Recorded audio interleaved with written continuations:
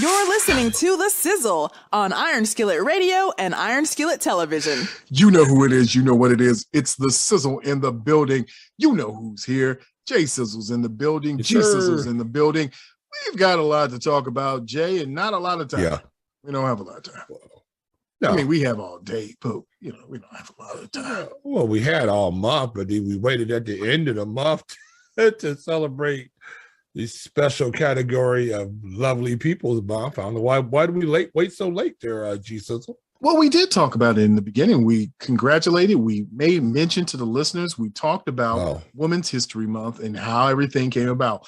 But let's do a quick wrap so everybody knows. So Women's History Month is a month that actually came out of a week by a consortium of women in the 70s, late 70s, group of women in California got together and they said, hey, we need a month to commemorate what's going on in women's history.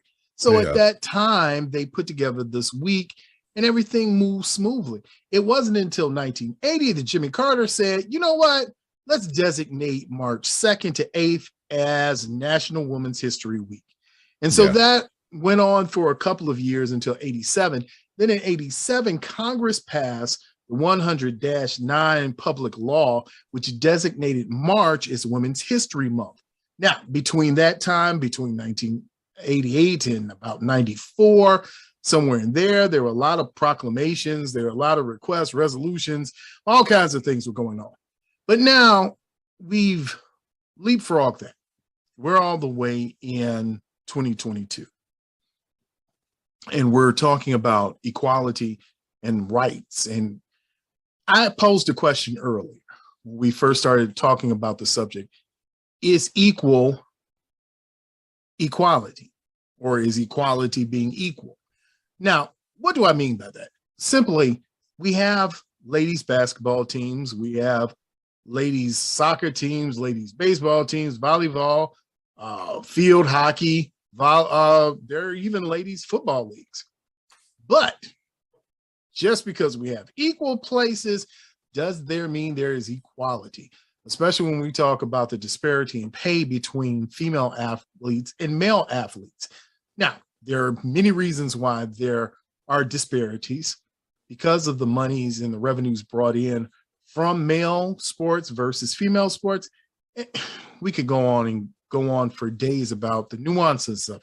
But Jay, at this point, when we talk about equal and what is equality for women, what are your thoughts just on the whole take, especially when we talk about sports, women in sports? Where do you think we stand right now? What's your take on female athletes and the landscape of sports with women? Well, how do you put this delicately? Okay, so there's a reason why there are female sports, all right? Women play on women's basketball teams. They play women's volleyball. They run women's track because there is a great difference between male and female athletes. There just is. Now, if you get to some sports where speed and strength is not as prevalent, and I can't really think of any sports right now off the top of my head that speed and strength isn't one of the most important things in there. I can't think of a sport right now that is relatively even across the board gender-wise. And if you have one, bro, throw one out to me, because I really can't think of one. So when you're in these situations where you're talking about equality, should they have an opportunity to compete? Yes, they should, without a doubt. But they have to be put into a subcategory to be able to win. There is not a woman basketball player alive right now that would make any NBA roster anywhere. Not one. Pick one, I don't care who you pick. You can go through history. At one point in time, Reggie Miller's sister. Cheryl Miller. They said that she would have been able to play on a men's NBA team. We know that was more hyperbole than true. The issue is that there is a distinct difference between the genders. There just is. So because of that, things have to be put in place so women can compete. Now, here's the issue, the problem with the whole thing about it.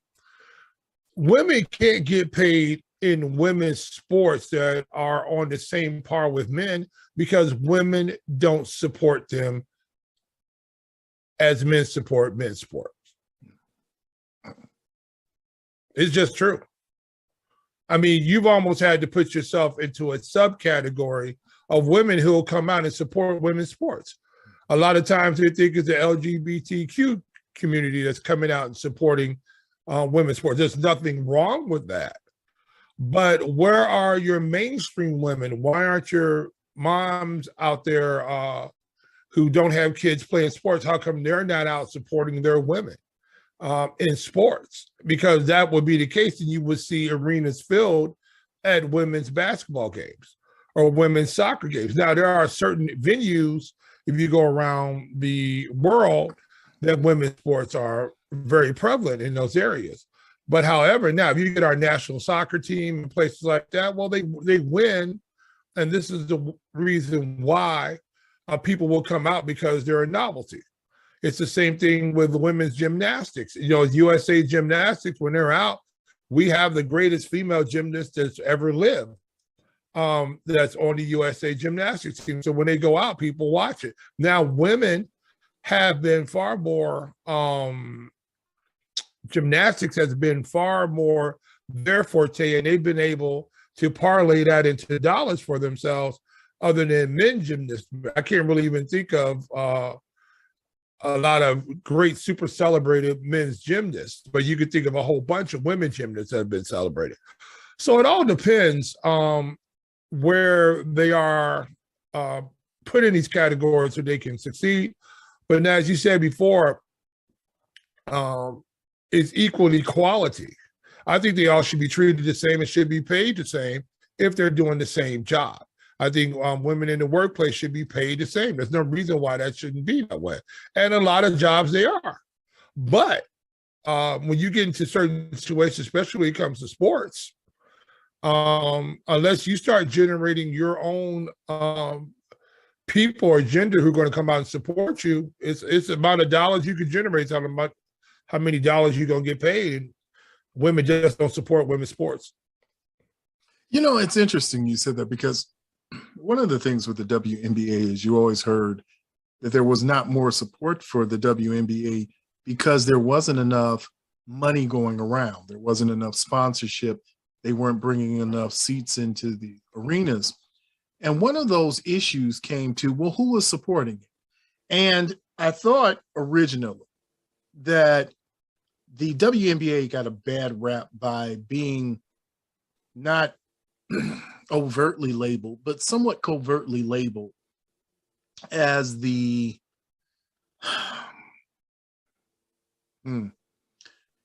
LGBT lesbian league, basically. Yes. It was basically, if you played college basketball as a woman, a lot of people thought that you were a lesbian. Mm-hmm.